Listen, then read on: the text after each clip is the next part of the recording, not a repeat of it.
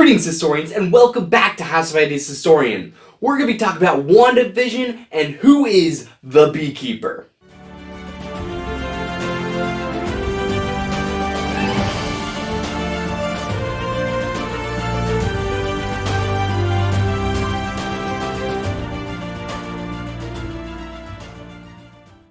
Wandavision has been amazing. It's one of the best things I've watched in a long time. And I'm only like a little bit biased because it's Marvel and Wanda is my top 3 favorite heroes of all time. But this show has been great and it's clearly building up to something big. They are leaving us wanting more, asking questions, and just sprinkles of mystery all over. One of the big mysteries happened in episode 2, Don't Touch That Dial. That is the Beekeeper. Who is the Beekeeper? Well, I've got a couple thoughts on who this guy might be, so let's get into it.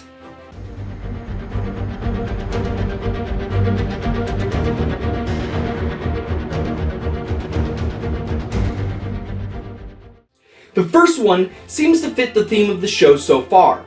To me, it's clear that Sword is trying to contact Wanda within Westview. How I see it, Wanda has created an idealistic town for her life with Vision. That town is Westview. For an unknown reason, Sword is involved. We don't know yet who Sword is in the context of the MCU, but we do know who they are in the comics. Sword is a SHIELD-like organization that has everything to do with extraterrestrial life on Earth. The only time we've seen Sword in the MCU before this point happened at the end of Spider-Man Far From Home. So, what do they want with Wanda? Well, we don't know yet, but regardless, we know that they are invested. We know they're watching WandaVision at the end of the first episode. After that, Wanda starts to interact with them as the show progresses.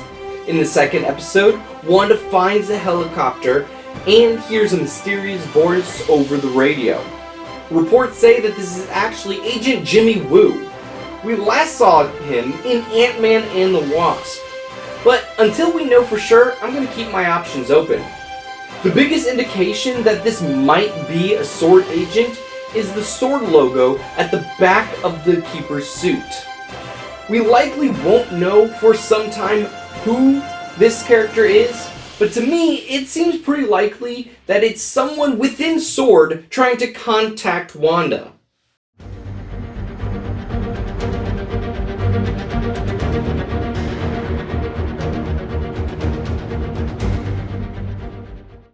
Alright, let's take a closer look at the bees.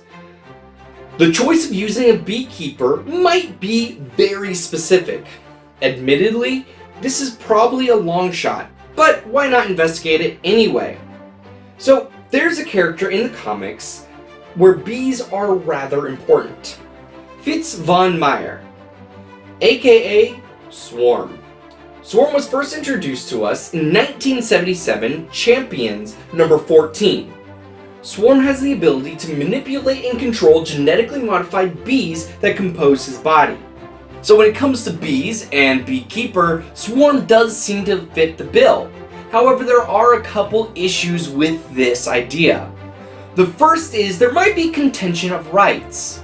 Marvel and Sony have been playing nice together, but Sony still retains the rights to all Spider-Man villains. Swarm may have came out in Champions number 14, but he is far more recognizable as a Spider-Man villain. He even went on to lead the Sinister Six. I know that Marvel and Sony do have an agreement, but I don't see Marvel pulling out one of Spider-Man's rogue gallery just yet. Even though Swarm is a Spider-Man villain, he might have a connection to Wanda in the MCU. Now this won't work within the comics because the MCU Wanda and the comics Wanda are 2 different characters with 2 different origins.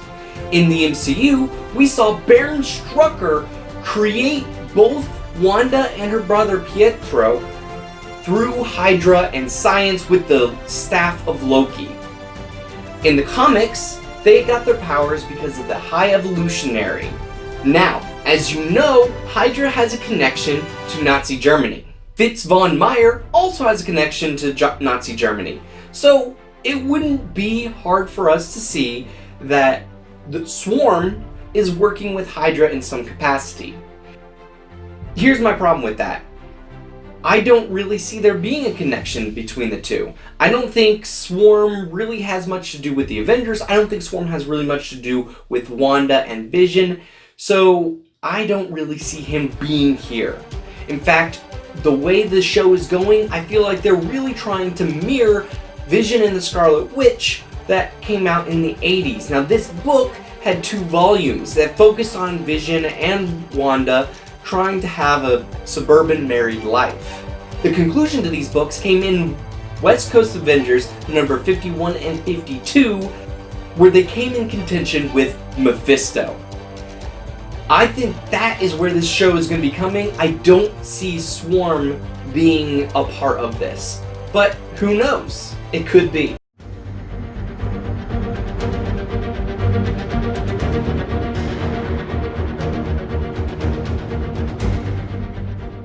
For years and years, we've been laughing at the advanced idea mechanics for their yellow hazmat suits.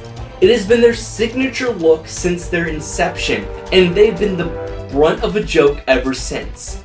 It's been a long-running nickname that they're the beekeepers of Marvel because of this look. How awesome would it be if the MCU took that joke and put it directly in front of us in Wandavision? The beekeeper is actually an agent of AIM. Now, who is AIM and how does this work? Well, AIM is the Advanced Idea Mechanics, like I said before. We've actually already met them in Iron Man 3. But with the way that film laid out, it didn't give us any indication that AIM is no longer working with Marvel. So I would assume that in the context of the MCU, AIM is still alive and well. In the comics, AIM has created some of the most elaborate and scientific weapons and inventions in Marvel. So how does that work in WandaVision? Well, again, we don't know. We don't know what's going on in WandaVision, only 3 episodes in. But I think the end of episode 3 gave us our biggest hint that AIM might be connected. At the end, Monica Rambeau is kicked out of Westview for asking too many questions.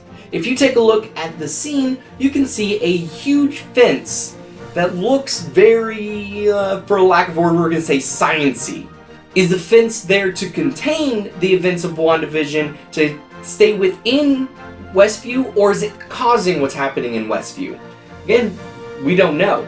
But if AIM is part of this show, I think that it's because they are building whatever's going on. Here's another thing that I would like to bring up, but I'm just going to warn you right now, I wouldn't put too much credence into it. In the 2020 Avengers game, AIM was the main villain. This right here is their company logo. Does this look familiar to you? Well, it should, because we've seen this symbol numerous times within WandaVision already. Every single outro of each episode has this symbol. Why though? What is important about this symbol? It could be an AIM connection, but in the MCU, AIM's logo looks a little bit different. It's important to note that the Avengers game is not connected to the MCU. So they very well may not be connected at all, but I still thought it was interesting enough to talk about. We're only 3 episodes into WandaVision, but it is making us ask so many questions, and I can't wait for them to be answered. With 6 episodes left, every single moment of WandaVision has me at the edge of my seat. What do you think? What has been your favorite part of WandaVision so far? Let me know in the comments down below. Now don't forget, I have my merch store. You can find it right here. Also, don't forget to check me out on my socials down in the description box below. As always, thank you guys very much for watching. If you could just do me a favor, like this video, subscribe for all future content, hit the little notification bell so you know when everything's coming out, and check me out on TikTok. I'm making videos pretty regularly there as well. Excelsior, true believers. Till next time.